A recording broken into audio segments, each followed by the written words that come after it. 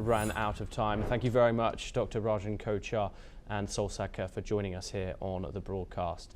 We finish this hour with some final updates coming out of the United States. First of all, where the US foreign policy towards Cuba has been thrust into the spotlight as President Trump said the island nation is in serious humanitarian trouble and suggested a friendly takeover could be possible, though he cautioned it might not be friendly. Trump made the comments at a news conference in Doral, Florida, saying the Secretary of State, Marco Rubio, is handling engagements with the Cuban authorities and might lead efforts if Cuba's government seeks a deal.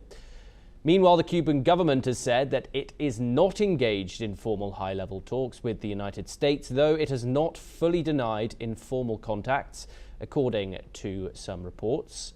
Furthermore, Trump described Cuba's economy as running on fumes with no energy or money and cited long-standing humanitarian concerns. The suggestion of a takeover, even if friendly, marks a sharp shift in rhetoric given decades of tense US-Cuba relations and raises questions about Washington's broader strategy in the Western Hemisphere. Let's take a listen in to Donald Trump's statements on Cuba. Well, Marco Rubio is doing a great job. I think he's going to go down as the greatest Secretary of State in history.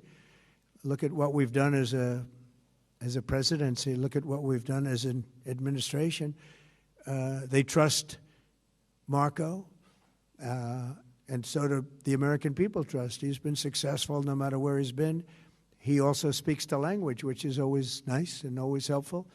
But he's dealing, and it may be a friendly takeover. It may not be a friendly takeover. It wouldn't matter because they're down to, as they say, fumes. They have no energy. They have no money.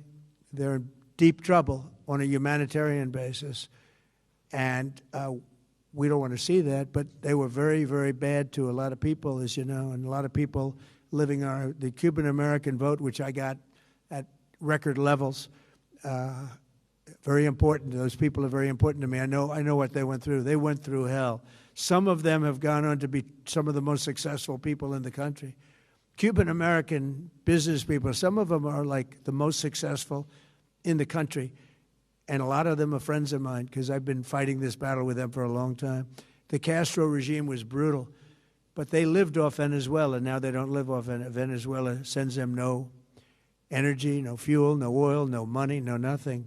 They lived without Venezuela. They couldn't have made it. And we cut them off from everything else. So, yeah, they're going to make either a deal or we'll do it just as easy anyway. The United States President's there with his statements on Cuba. We finalize this hour with updates coming from the Korean Peninsula, where Pyongyang's leader, Kim Jong-un's sister, Kim Yo-jong, has said that US-South Korea military drills that began this week would harm regional stability. Kim Yo-jong has also said that the annual Freedom Shield military exercises revealed the allies' hostile policy towards North Korea and will further destroy regional stability.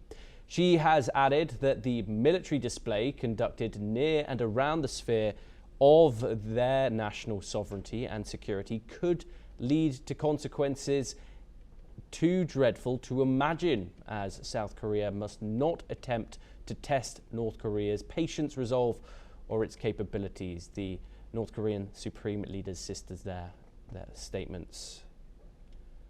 Well, that is all that we have time for this hour. Keep watching NewsX World for more international news updates.